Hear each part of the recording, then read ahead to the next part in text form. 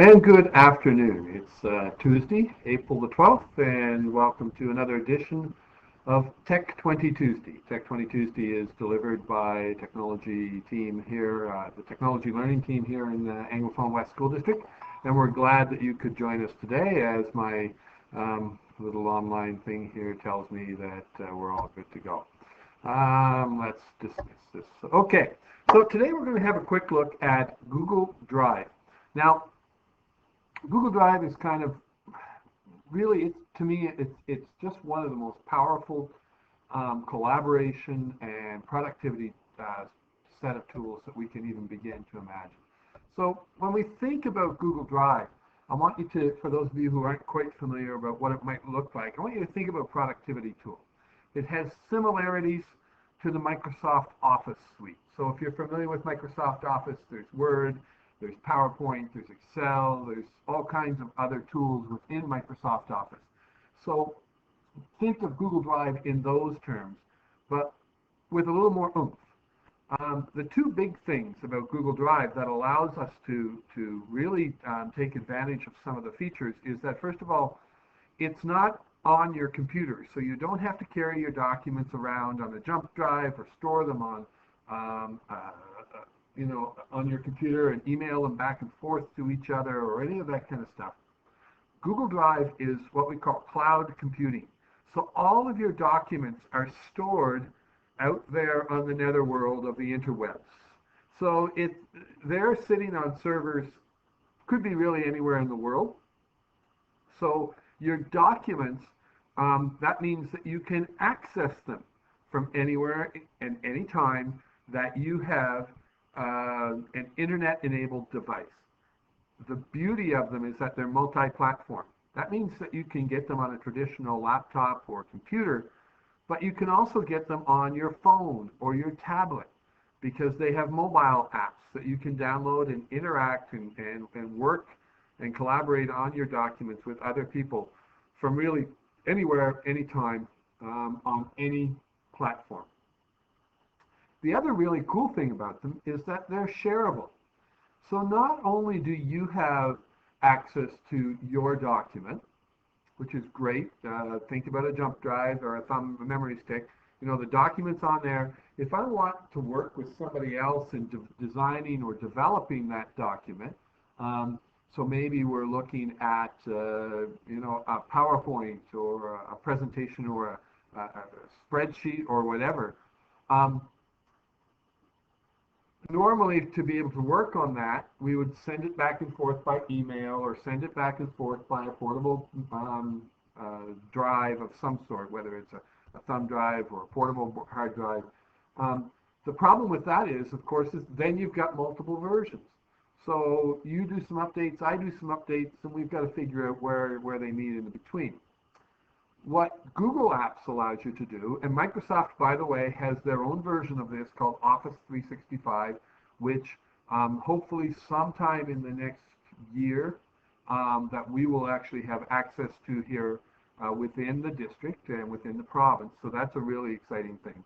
Right now, Google seems to be the most accessible one for us. So the neat thing about them is that they're sharing them. They're shareable. So not only do I own a document, but I can share them with you. So we can work together and share the exact same document in real time on a web-based platform. That makes them highly collaborative. That means that you and I can both have input, both make changes, updates, do all kinds of different things to the documents at the same time, and even concurrently. So it doesn't mean, that we can both be in there. And it's kind of neat because I'll actually see your cursor and I'll see the changes that you're making. So I want to jump to Google Drive because I think the easiest way to sort of converse about the power and the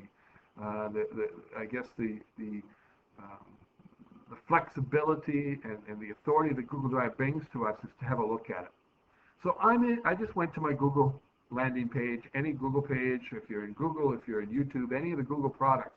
When you're in, they're going to look fairly similar. If you look up in the right-hand corner, you're going to see your name if you're logged in. And I kind of leave mine logged in most of the time. Once in a while they'll get logged out, or I'll log them out for a particular reason, but most of the time I leave them in. The next one is Gmail. If you're in the school network, you'll notice that anonymous web-based email services don't work, so you won't find Gmail working until after school or early in the morning. So I think they turn those services back on around 3:30, turn them back off again around 7. So between 7 and 3:30, you're not going to be able to access your Gmail, but all of the other Google services do work. Then we see some images. The next one is the one we really want to look at. So it's called the Grid, the Google Grid. If you hover over it, you see it's called Google Apps. And when I click on it, down comes a suite of Google tools. Now there's Google Search, there's Google Maps, there's YouTube, which is a Google product, there's Google News, there's Gmail, there's a calendar, there's Google Plus, which has things like Hangout, which is similar to Skype. There's Google Translate, which is really cool. It will do voice to text, and also will translate your voice. I used it this summer as an app on my phone last summer to work with Spanish umpires who I was supervising at the World Championships. I couldn't speak Spanish, they couldn't speak English. I would speak to my phone, it would translate it, and then it would speak back the Spanish to them, and we could go back and forth like that. It was workable. Wasn't the greatest thing. And there's more down here. If you click here, you'll see more. The one we want to look at today is the Drive. So it used to be called Google Docs, but now we call it Google Drive. And inside Google Drive, when I click on it, you'll see here that I've got basically what amounts to a series of folders, and I can organize these in any which way I want. And think about it just like the drives on your computer. So inside my computer drive, or on my U drive on my machine, I can set up folders basically working around anything. So here you can see one here on. I've got a folder for 1826 PD. I used to be the professional learning chair for the branch. Anglophone West School District, Bliss-Carman Middle School. I used to have. So here's a folder with some documents from my old Mac that I'm just using to store. Devon Middle School, Gibson Neal. So these are all products that I'm working on. Also Softball Canada. And so there's all kinds of different documents in here that I've been organizing. And to move something around, you see here 2015 Canadian Championship, I can move this into the Softball Canada folder simply by dragging and dropping. And boom, now it's in my Softball Canada folder, and I can move the same one in here. And so it's an easy drag and drop feature, and I can look inside that folder and see subfolders and more documents that I'm working on for particularly different things within whatever project it is or whatever folder it's for. So when I come here, I can see my drive, which is going to show me all the documents that I've created. So these are all ones, folders, and standalone files. I can also click on Shared with Me. And when I look at Shared with Me, it's going to show me all of the documents that other people have created that I've now that I can now access. So they've shared them with me. It's exactly what it seems like.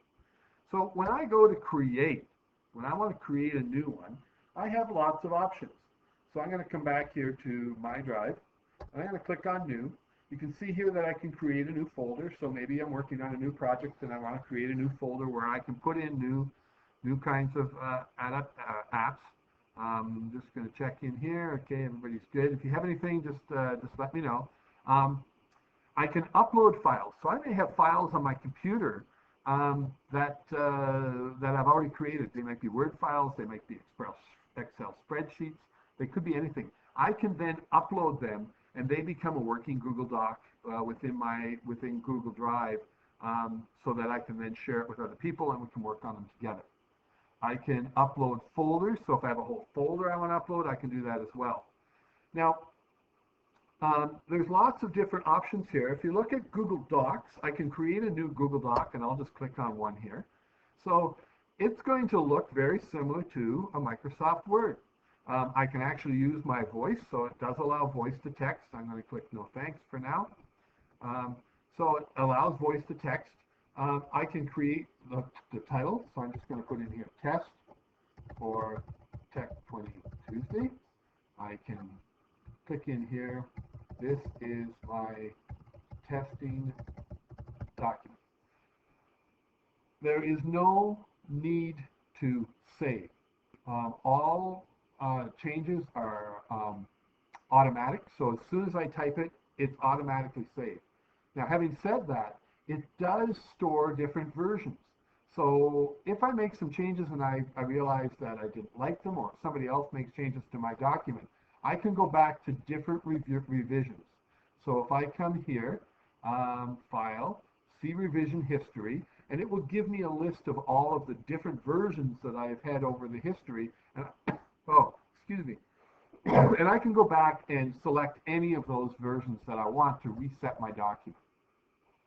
Once I start a document like this, now of course, as I said, collaboration's huge on Google Docs, or on Google Drive, I should say. I can come here to share, and let's say I want to edit it. Now, or the person I want to see it can edit it. So I'm going to share it with, I can share it with somebody, and then I can put in that they can edit, that they can comment, or that they can simply view. So I may give them different levels of rights to be able to view it. Maybe they can just comment on it, or maybe they can actually edit it. I put in their email address, preferably a Google one, or one that's associated with a Google account. I can also share it simply by going private. So I can get a shareable link. So instead of actually picking out individuals, I can simply send out a link to people and invite them to edit. I can change it so that anybody who has the link can edit, can view, can edit. Now I hit save. And now, if I send this link out to a bunch of people, they will all have editing rights, but only by clicking on the link. They can't do anything else. So, there's neat collaboration features that allows me to share and work together on a document. So that is I'm just going to pull this down and come back here. So Google Docs is kind of like a Word document. Google Sheets, you'll see, is going to look very much like an Excel spreadsheet. Again, it has all the shareable features that any of the other Google documents, any of the other Google products have. So I can share it with individuals, or share it in general, and give different rights to each of those people or individuals. I can create a new Google Slides, and you'll notice that it's going to look very much along the same kind of thing as Google or as Microsoft PowerPoint. So I can go down here, I can choose different layouts and themes, add content, and again, it has all the shareable features that all the others do. I had a really interesting conversation with a teacher a couple of years ago, before I was not a mentor for the last couple of years, so it would have been about 3 or 4 years ago. And what was really interesting about this was this teacher was probably not the most adept or open to technology in her classroom, and but she was really struggling with trying to figure out how to have kids submit digital documents to her without emailing them and all those kinds of things. When I showed her Google Drive, she was blown away, and her immediate response was, the kids can now easily collaborate. She was a high school teacher. The kids can easily collaborate and work together from anywhere at any time. They don't have to travel, from one person's house to another. They can hook up on a phone call and work together at the same time, synchronously on the same document.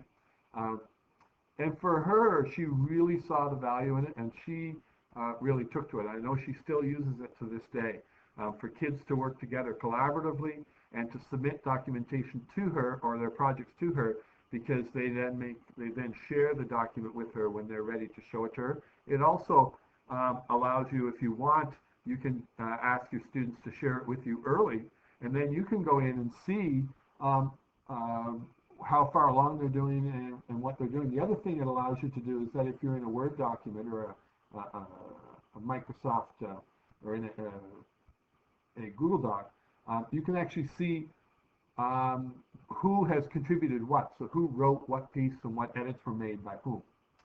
So there's Google Docs, which is Microsoft Word. There's Google Sheets, which is kind of like Excel. There's Google Slides, which is more like PowerPoint. And then there's some other ones here as well.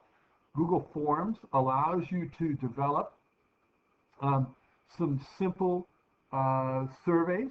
Over the last couple of days, or a couple of weeks, I should say, I've been working with some kids at Leo Hayes. And so they've been working on some different 11-3 language arts classes. So they're working on some documentaries, but they wanted to get some public input on what their different topics. So one of the groups is working on a documentary on the legalization of marijuana. They've done some interviews with politicians, they've done some interviews with police officers, they've done some interviews with doctors. But what they wanted to do was to get some ideas around the public perceptions of the legalization of marijuana. So we created this quick little survey, and this is done on Google Forms. Very quick and easy to do. So they've got gender. So they can share this out via a web link. So they're going to share it out on their social media circles and ask people to submit responses based on the fact that it's a school project. And so we'll see how that goes. It's sort of a new venture for them. But it allows them, so they're asking individuals their gender, they're asking individuals their age and where they live, because they thought those were important filtering, so they can compare what 46 and up year olds, us old guys, might think towards the legalization of marijuana compared to their age. Then they've created these value statements with a simple Likert scale. Strongly disagree on this end, number 1, to strongly agree, number 4. I support the federal government's decision to legalize marijuana. So they've got this simple little 6 statements and asking their friends to complete the survey. Then what happens is the survey responses, and we've got some sample ones in here that we were playing with, come in and actually breaks out into nice graphs for them.